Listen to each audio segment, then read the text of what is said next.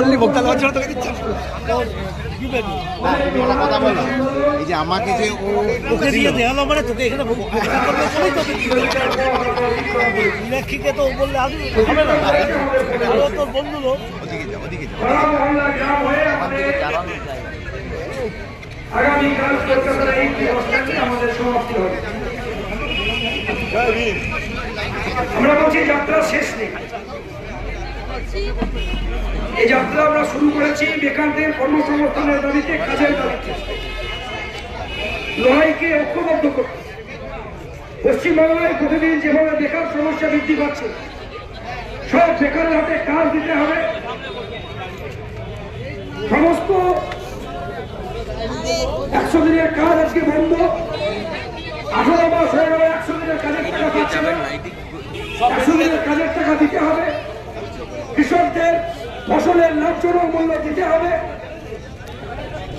Urea, DAP, potash সহ কীটনাশকের দাম কমাতে হবে। মামলাদের সম্মান ফিরিয়ে দিতে হবে। কলেজে ছাত্রদের অধিকার ফিরিয়ে দিতে হবে। এই দাবি নিয়ে আমরা ইনসাফ যাত্রা শুরু করেছি। আমরা কেন ইনসাফ যাত্রায় হারলাম? গোটা পশ্চিমবাংলায় বেকারদের আছে ভয়ানক সমস্যা। প্রতিদিন পরিযায়ী শ্রমিকের সংখ্যা বৃদ্ধি পাচ্ছে। অন্যদিকে দাঁড়িয়ে গোটা পশ্চিমবাংলার অভ্যন্তরে কোভিড বন্দী হয়ে আমার পরিযায়ী শ্রমিকের দেহ ফিরে আসছে।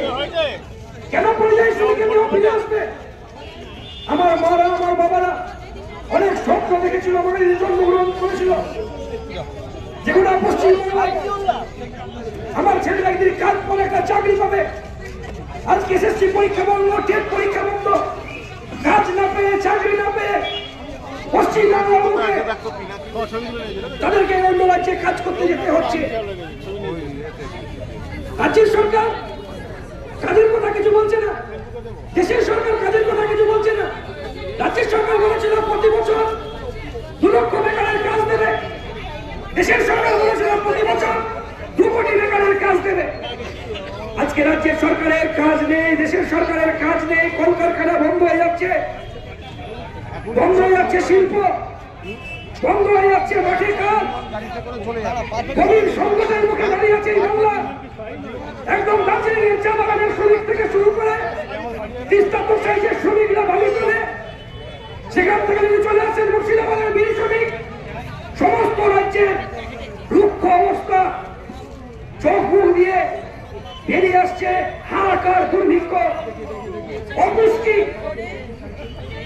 কয়েকদিন আগে মুর্শিদাবাদ জেলায় 9 জন নবজাতক শিশু একদিনে মারা গেল মেডিকেল কলেজে।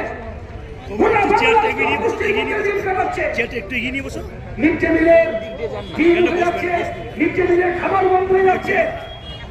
বাড়ছে কি? বাড়ছে রাজ্যের মাটিতে মুখ্যমন্ত্রীর বেতন, বাড়ছে রাজ্যের মাটিতে এমএলএদের বেতন। মুখ্যমন্ত্রী ভাবছেন যেদিন রিজাইন দিয়ে এসেছিল সেদিন ৭,৪৪০ টাকায় রিজাইন দিয়ে এসেছিলেন। আজকের সময় দাঁড়িয়ে 11 বছরে একজন এমএলএর বেতন কত? 2,10,০০০ টাকা।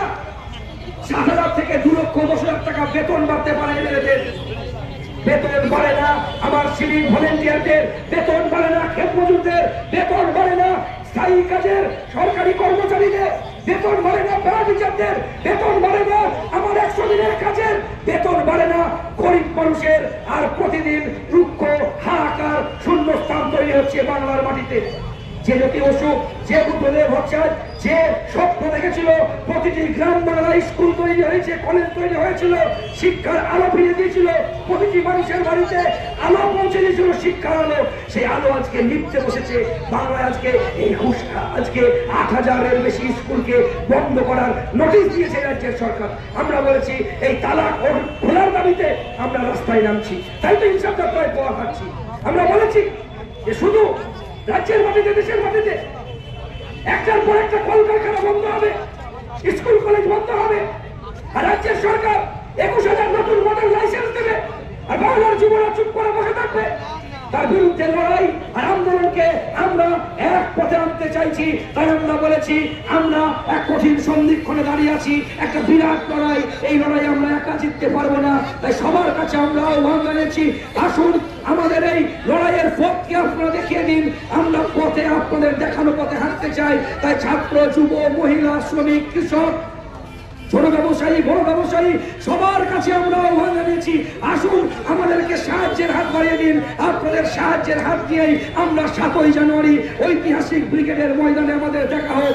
আমাদের এই ব্রিগেড ময়দানে আমরা এই কারণেই দেখতে চাইছি, এই ব্রিগেড সমাবেশ হোক আমাদের কাছে অন্ধকার থেকে আলোর পথে যাবার সমাবেশ। এই ব্রিগেড সমাবেশ হোক আমাদেরকে নকল এজেন্ডার বিরুদ্ধে আসল রুচির কথা মানুষের সামনে নিয়ে আসার আমাদের ব্রিগেড সমাবেশ। এই ব্রিগেড সমাবেশ হোক ভালোবাসার ব্রিগেড, এই ব্রিগেড হোক আমাদের কাছে স্পর্ধার ব্রিগেড। আর আমরা তাই পশ্চিমবঙ্গের অভ্যন্তরে সাধারণ মানুষের কাছে আহ্বান জানিয়েছি, আসুন যৌবনের ডাকে জনগণের ব্রিগেডকে সাফল্যমণ্ডিত করার জন্য